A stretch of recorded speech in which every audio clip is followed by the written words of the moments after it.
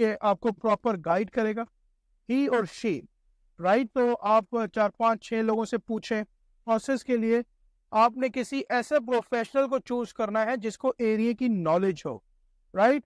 Unfortunately आ रहे हैं किसी भी रियल्टर से आप मिल रहे हैं तो वो प्रोफेशनल रियल्टर आपको सबसे पहले एक गाइड प्रोवाइड करेगा जो कि तकरीबन 11 टोरंटो और सराउंडिंग्स में घर लेना चाहता हूँ, क्या रिक्वायरमेंट्स हैं, मैं अपनी होम सर्च कैसे शुरू करूँ, क्या क्या चीज़ें हैं जिसका मुझे ख्याल करना है।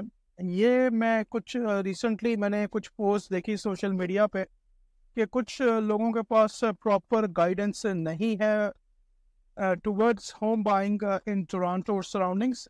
कनाडा में भी आप इस रूल को अप्लाई कर सकते हैं, क्योंकि मैं ओंटारियो में हूँ तो मैं आपको यहाँ का बताऊँगा। चलें आपको इस वीडियो में कुछ इन्फॉर्मेशन आपके साथ शेयर करता हूँ कि कौन कौन सी ऐसी चीज़ें हैं जिसका आपको ख्याल करना चाहिए टोरंटो और सराउंडिंग्स में, ओंटारियो में, कनाडा में घर लेने से पहले। अस्सलाम वालेकुम, आपका दोस्त यासिर खान। मैं उम्मीद करता हूं कि आप सब खैरियत से हो। जैसे कि आप जानते हैं मैं टोरंटो और सराउंडिंग्स में रियल एस्टेट में हूं with 15+ years experience in Toronto and surroundings real estate market. आपके जहन में कोई भी सवाल है, कोई भी कंसर्न है, आप मुझे मैसेज कर सकते हैं, आप मुझे कॉल कर सकते हैं। चले जी वीडियो को स्टार्ट करते हैं। उससे पहले अगर आपने मेरे चैनल को लाइक या सब्सक्राइब नहीं किया, इसको लाइक करें, सब्सक्राइब करें, शेयर करें, इससे मुझे मोटिवेशन मिलेगी। तो सबसे पहले जो आपने चीज़ करनी है, आपने अपनी रिसर्च करनी है कि आपने घर कहाँ पे लेना है। ठीक है, आपकी फॉर एग्जांपल जॉब किस जगह पे है, आप अपनी जॉब से कितना कम्यूट इजीली कर सकते हैं, राइट। क्योंकि यहाँ पे ट्रैफिक वगैरह अनफॉर्चुनेटली आजकल बहुत ज़्यादा है और हाईवेज इनके पास टोरंटो और सराउंडिंग्स में अगर हम बात करें तो एक 401 है जो कि ईस्ट और वेस्ट को कनेक्ट करती है। उसके बाद 407 हाईवे है जो कि टूल है, वो कि काफ़ी एक्सपेंसिव है। उसके अलावा वेस्ट में हमारे पास 403 है, राइट, 427 है, 400 है। तो लेकिन अगर आप ईस्ट से वेस्ट जा रहे हैं, जो यानी कि टोरंटो पे अगर आप जा रहे हैं मिसिसागा और टोरंटो और फिर ईस्ट आ रहे हैं तो 401 से आपको जाना है। तो 401 काफ़ी ज़्यादा बिजी होती है। तो सबसे पहले आपने अपनी ये रिसर्च करनी है कि आप जो घर ख़रीदना चाह रहे हैं वो आपकी जॉब से कितना कन्वीनियंट पे है। फॉर एग्जांपल अगर आप मेन सिटी में लेंगे तो मेन सिटी की जो प्राइसेस हैं वो बहुत ज़्यादा स्काई रॉकिंग है, राइट। तो हो सकता है आपकी अफोर्डेबिलिटी ना हो, आप थोड़ा सा बाहर जा रहे हो देखने के लिए। तो सबसे पहले आप ये रिसर्च करनी है कि जो मेरा कम्यूट टाइम है वो 30 मिनट्स है, 50 मिनट्स है। खरीदने से पहले आप 2-3 दफ़ा उस जगह को ड्राइव कर लें, उस एरिया को ड्राइव कर लें कि आपको ये वो हो जाए कि भाई आपकी जो ड्राइव है वो इतनी ज़्यादा नहीं होगी। चलिए जी होम बाइंग के प्रोसेस की तरफ चलते हैं। होम बाइंग में सबसे पहले आप अपनी कोशिश करें कि आप अपने फाइनेंस को चेक कर लें, अपनी प्री अप्रूवल करा लें। अगर आपकी प्री अप्रूवल नहीं है, प्री अप्रूवल का मतलब क्या है कि आप बैंक चले जाएं या आप ऑनलाइन जो उनके मॉर्गेज के कैलकुलेटर्स होते हैं, बैंक के जो कैलकुलेटर्स होते हैं, उनको आप जाके चेक कर लें कि आपकी इनकम कितनी है, आप पे डेट्स वगैरह कितने हैं। GDS ग्रॉस डेट रेशो और टोटल डेट रेशो को चेक किया जाता है। तो आपने अपने सारी उसमें डेट्स वगैरह डालने हैं। फॉर एग्जांपल अगर आप 100,000 कमा रहे हैं और फिर आपके पास गाड़ी का लोन है, आपके पास स्टूडेंट का लोन है, आपके पास क्रेडिट कार्ड के लोन्स हैं, कौन कौन से ऐसे लोन हैं, तो वो सारी आपने उसमें अपनी कैलकुलेशन को करके फिर आपने अपने फाइनेंस को देखना है कि क्या मैं चीज़ों को मैनेज कर सकता हूँ, आपके पास डाउन पेमेंट कितनी है, राइट। तो घर खरीदने से पहले सबसे पहले आपके पास डाउन पेमेंट का होना बहुत ज़रूरी है। डिपेंड करता है कि आप घर कितने का खरीद रहे हैं, इट्स ऑल डिपेंड। तो सबसे पहला जो स्टेप है टुवर्ड्स घर को परचेज करने के लिए कि आपने अपनी डाउन पेमेंट को चेक करना है कि आपके पास कितने पैसे सेव्ड हैं। आप जो घर है वो 5% पे लेना चाहते हैं, 10% पे लेना चाहते हैं या 20% पे लेना चाहते हैं। अगर आप ओंटारियो कनाडा में या कनाडा में घर जो है वो अप टू 500 का 5% पे ले सकते हैं, ओवर 500 आपको फिर 10% देना है। और इसमें भी मेरे चैनल पे वीडियोस अवेलेबल हैं। तो सबसे पहले आपने अपनी फाइनेंस को कैलकुलेट कर लेना है। उसके बाद आपने एक रियल्टर का इंतखाब करना है जो कि आपको प्रॉपर गाइड करेगा, ही और शी, राइट। तो आप 4 5 6 लोगों से पूछें, उनसे इंटरव्यू करें, उनकी एक्सपर्टीज़ को चेक करें कि जिस पर्टिकुलर एरिया में वो काम कर रहे हैं क्या वो फुल टाइम काम कर रहे हैं, क्या वो पार्ट टाइम काम कर रहे हैं। उस रियल्टर का सोशल मीडिया आप ज़रूर रिसर्च करें कि अगर वो कहीं पे जॉब कर रहा है बंदा तो डेफिनेटली वो फुल टाइम नहीं है, राइट? क्योंकि आप एक घर खरीद रहे हैं, बहुत बड़ा आपका एक सपना है, बहुत बड़ा ड्रीम है आपकी लाइफ का कि आप अपना घर खरीदने जा रहे हैं कनाडा में। तो सबसे पहले आपने अपने आप से ये सवाल करना है कि उस प्रोसेस के लिए आपने किसी ऐसे प्रोफेशनल को चूज करना है जिसको एरिया की नॉलेज हो, राइट? अनफॉर्चुनेटली यहाँ पे बहुत ज़्यादा रियल्टर्स हैं इस वक्त, और काफ़ी सारे लोग जो है वो बहुत ही पार्ट टाइम काम कर रहे हैं, उनको इंडस्ट्री का, मार्केट का कुछ भी आइडिया नहीं है, राइट? और समटाइम्स वो लोगों को काफ़ी मिसगाइड कर रहे हैं।